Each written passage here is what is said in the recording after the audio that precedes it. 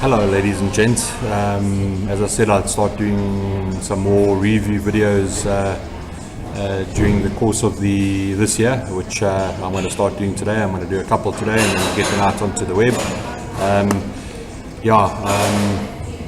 Today talking about the Blitzen from Geek Vape.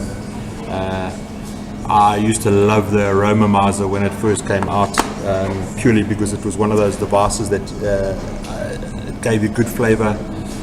Airflow wasn't that great for me, but things don't leak. If you do set them up properly, they just don't leak at all. So I was quite excited to see that somebody had copied the way the Aromamizer worked. We quickly, when we got these stocks in, I quickly set one of these devices up. I'm using my stock coils, 3.5mm 7 wrap, 24 gauge nichrome flat wire from Haywire, and I set it up and I was absolutely blown away. But let's get into the device. Okay, first of all, okay, obviously typical Geek Vape packaging, absolutely amazing packaging. We currently got them in black and silver in the pack. I'll show you what it looks like there. That's how it comes. You've got your bag full of goodies. You've got your bubble glass. In the bag full of goodies is your extension rod to convert this into a bigger tank. Not too sure exactly how many mils. I think it's like between 5 and 6 mils of juice you can fit in here when you put the bubble tank on. Obviously you've got your glass there, but you've also got a spare glass at the bottom here. And there's a special tool in here to tighten everything up. Use the tool, folks. It makes life a hell of a lot easier. As I said, they come in black and silver. Obviously this is one for the shelf. I haven't set this one up, but I've got another one that I'm busy running at the moment. It's got a A10 interchangeable for drip tips.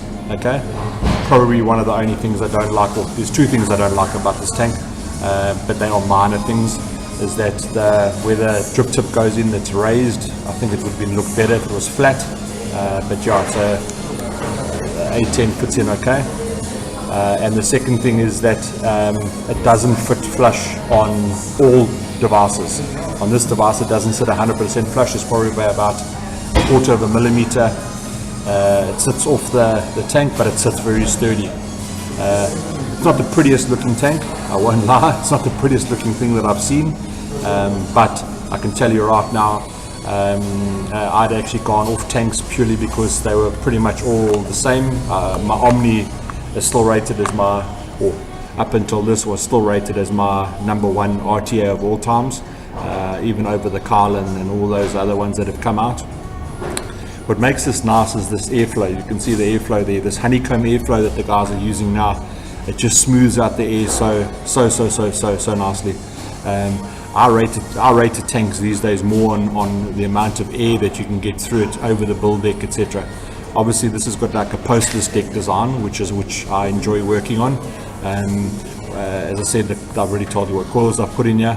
The nice thing about this way this is set up is because the airflow, you can see there, is above your deck. Really hard for this to leak. I have had no condensation build up anywhere on my device. I have had no leaking whatsoever. I use the bow tie method of wicking this device. Let me just unscrew it so that you can see. These coils might be a little bit dirty because I've got a really sweet juice in here, so there might be a bit of coil buildup. Coil buildup, sugar buildup on the coils. Just let me get this deck open quickly. There's the deck. Okay.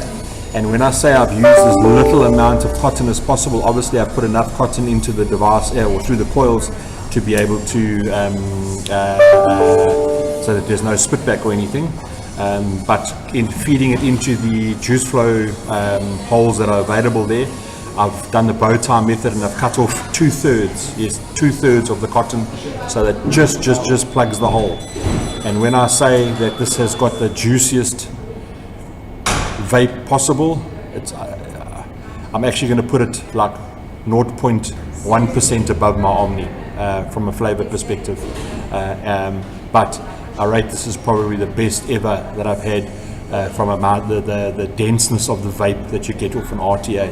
And I think it's because you don't have to pack this thing so full of cotton, so you get a lot of juice coming in through into your cotton, which gives you that nice juiciness in your mouth, like a real full vape, full mouth of vapor. And it's dense. I now like a dense vape. That's why I prefer RDAs. I like that dense vape, which is absolutely epic.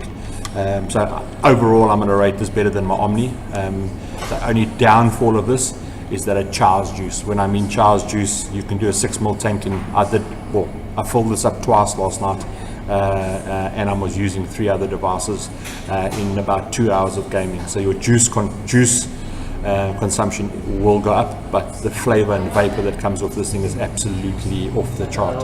So I'm just going to take a vape on it so you can see.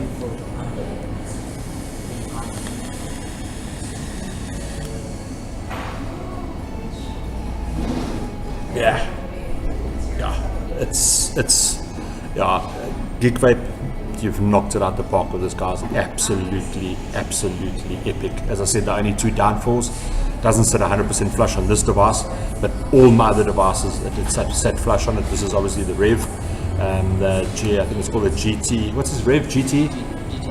GTRS. Doesn't sit 100% flush. It's probably about a 1/4 mil of play, and I would have liked them to have not had that raised part for the 810. But apart from that, cannot fault this device. Probably give it 9.7, 9.8 out of 10 for me. And I don't use tanks anymore since all this the craze with the squonking and that, and these little low profile RDAs. I very seldom pick up a tank, but this is in my daily rotation now, and as I said, it's not easy. You can't make this thing leak. The only way you'll make this thing leak if you put no cotton in whatsoever. That's the only way, purely because the airflow is high. So if you're looking for a new RTA, that's the baby to get, the Blitzen from Geek Vape. Thanks, guys. I'm going to be putting up a couple of videos today, so I hope you enjoyed it, and look out for the rest. Cheers, guys.